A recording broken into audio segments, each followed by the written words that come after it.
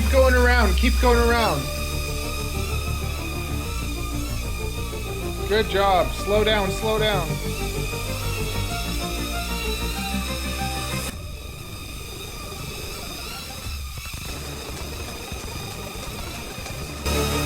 Nice.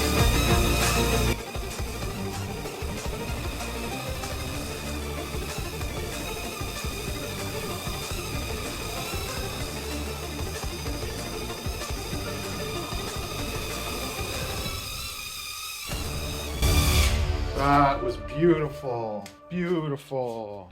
If this is the best drone for beginners or children, then my daughter, 6-year-old daughter or wife, should be able to fly it without any previous experience. Do you think that can happen? Do you think it can happen for your kids, for your wife, for your friends? Now just use the throttle, nice and gentle. Okay, yeah, a little bit more. Yeah, there you go, keep going, a little bit more, yeah, look at you. You want to get them into FPV? This might be the best way. Before we get started, I want to thank BetaFPV. They did not just send it to me and say, hey Matthew, can you do a review for this? I reached out to them and said, hey, can you please let me, test this out? I have a little kid and I think she'd really like this. I sent Avery a gift to help encourage her on her FPV journey. Did you tell them that? I said I got a cute daughter and we got to teach her. And then they said, okay, we'll send you that. Because I actually wanted this. They have no say in the good or nasty things I might tell you about this. So,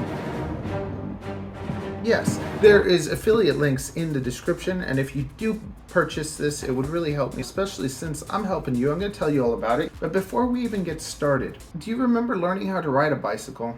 When I learned to ride a bicycle, I was attached to those training wheels. And I remember the first day that I took those training wheels off, I went into a ditch, hurt myself pretty good. The Aquila16 is basically like FPV drones with training wheels. It's specifically good for one type of person, very beginner, the person that's not going to be able to just get on a bike with no training wheels and ride. If that's not you, if you've already been flying in the simulator, if you're comfortable flying acro, then this is not the kit for you. You would be much more interested in a little bit more intermediate to expert starter kit, and for about an extra $30 to $50 you could actually get started with something better. Every year I make a video for you guys, the best way to get started would be this video, so maybe pause this one, go watch that, see if that's for you. If not, and you just want to get your kids into it, then let's continue. First of all, what's inside the package? There is a Aquila16 drone. Mine's modified a little bit. We'll get to that. It's pretty tough. This thing has taken a beating. It's still flying. It's a little bit, but we did beat the crap out of it inside and outside. Today is day 3.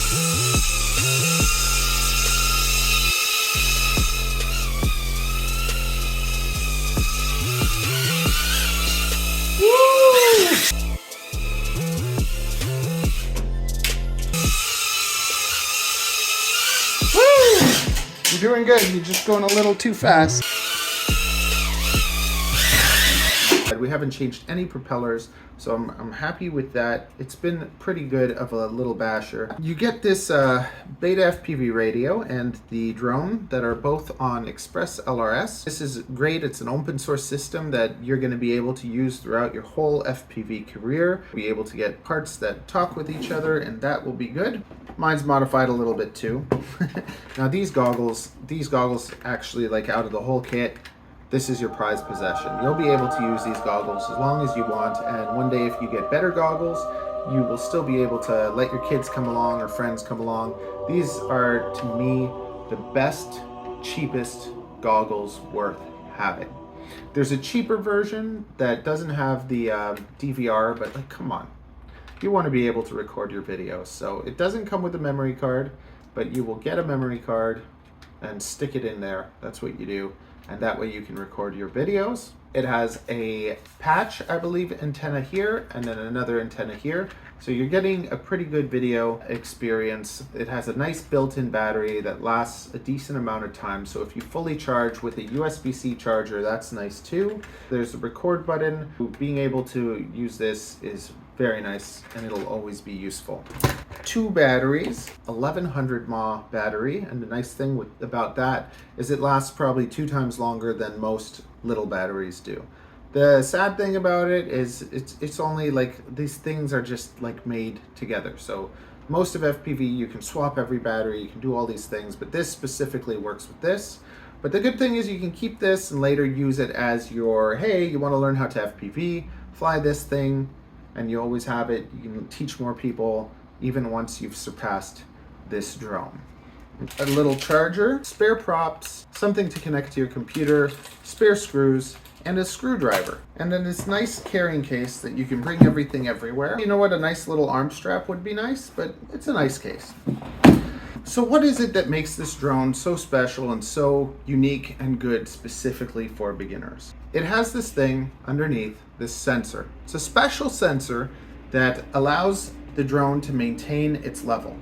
Beginners will usually screw up with drones for 2 reasons. One, the drone will be an acro, which means that it can go in any direction, flip, you just lose control really quickly. But the other thing is a skill called throttle control. With FPV, you have the throttle that you have to learn to control. So if you want to keep it level, you're always fiddling with this stick to kind of keep it level.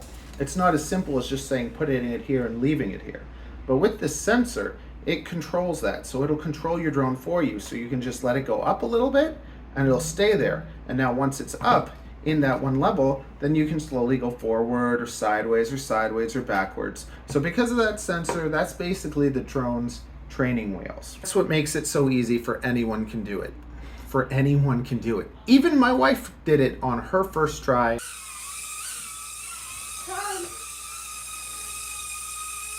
Now I'm going to show you all the modes, how it works, and what you can do with it. So first thing you're going to do is you're going to turn on your radio.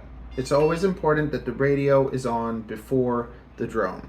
The light turns blue, you turn on your goggles. You can turn on your goggles anytime. Turn the drone on.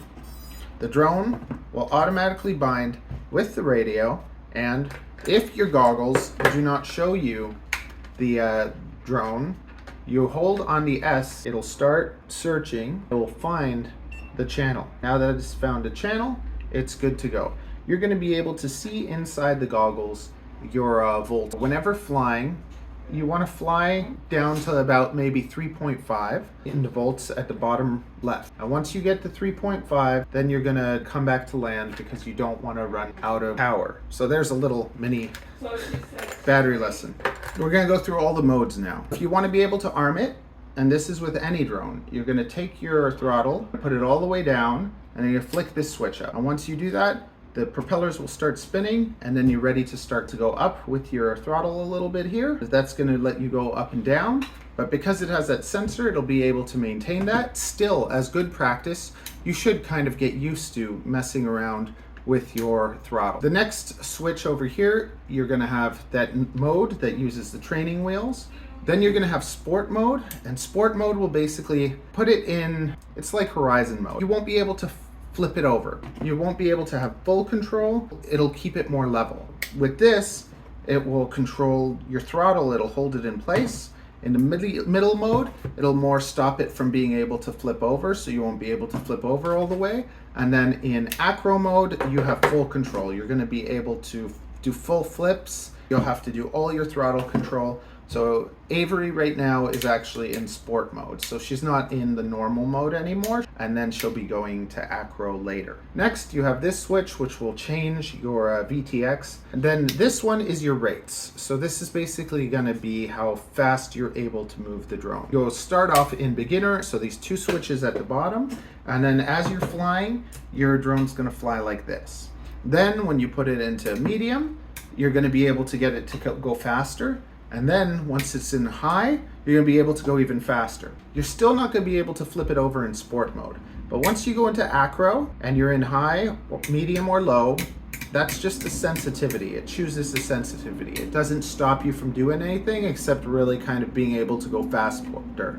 Slower inputs, medium inputs, faster inputs. But once you're in acro, I think you probably want to have faster inputs because you want to be able to flip fast enough and catch it. Once you are in acro, you have the same freedom as any other FPV drone. Just going to tell you honestly, this is a heavier drone. It's made to do more, fly around, be stable. If you start doing flips and stuff, it's going to be really easy to damage it, break it, and by the time you get to that level, you're going to probably want to order the next thing, which I would think would be a Beta Meteor 75 Pro.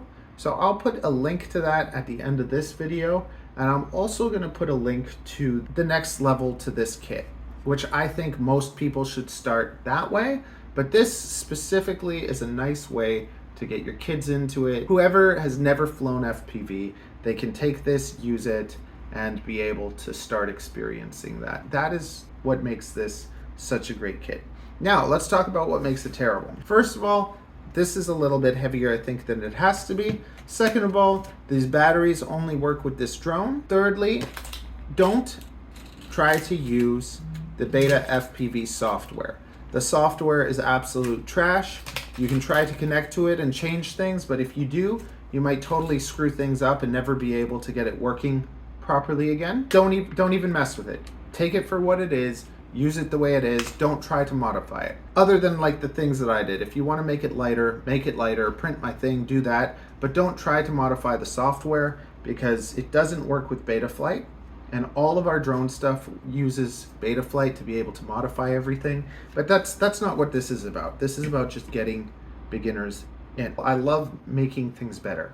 It's not enough to just get something. How can we make it better? And that's one of the things that kind of separates me from other reviewers. I want to show you how you can make it better right away. And the first thing you can do with this is you can unscrew the bottom, take that plate off, get rid of those screws, and you're just going to save yourself like a gram or two of weight. And on these tiny drones, it makes a big difference.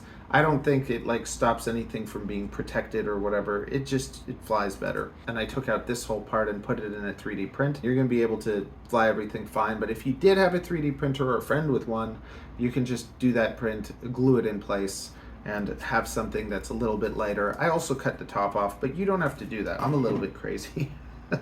Check out some of my other reviews, subscribe to the channel. I'm always developing drones in the sub 250 niche. I design them, I modify them, so with reviews, I'll teach you about them, I'll show you how to make them better.